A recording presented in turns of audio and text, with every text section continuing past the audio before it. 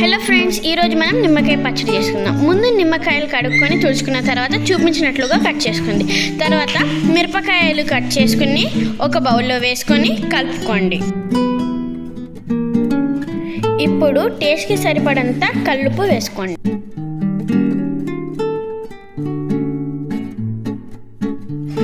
తర్వాత కొంచెం పసుపు వేసుకొని కలుపుకోండి.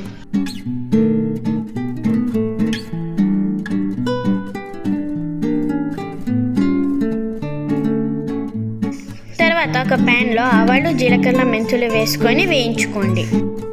తొక్క తీసిన వెల్లుల్లిపాయలు తీసుకొని పక్కన పెట్టు. ఇప్పుడు ముందు వేయించుకున్న మెంతులు, జీలకర్ర, ఆవాలు మిక్సీలో తీసుకొని పౌడర్ చేసుకోండి.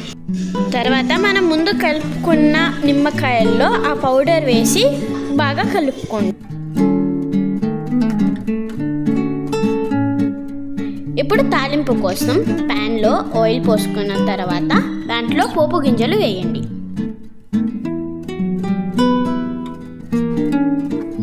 ఇప్పుడు తొక్క తీసిన వెల్లుల్లిపాయలను కట్ చేసుకొని ఆయిల్లో వేసుకోండి.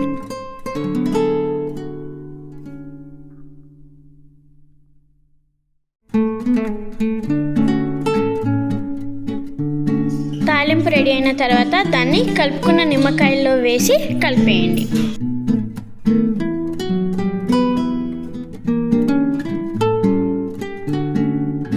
తాలింపు వేసుకొని కలుపుకున్న తర్వాత జార్లోకి తీసుకోండి. ఇప్పుడు టేస్టీ అయిన నిమ్మకాయ పికిల్ రెడీ. రొటీన్గా మసాలాతో కాకుండా ఇలా మిరపకాయతో నిమ్మకాయ పికిల్ చేస్తే చాలా టేస్టీగా వస్తుంది.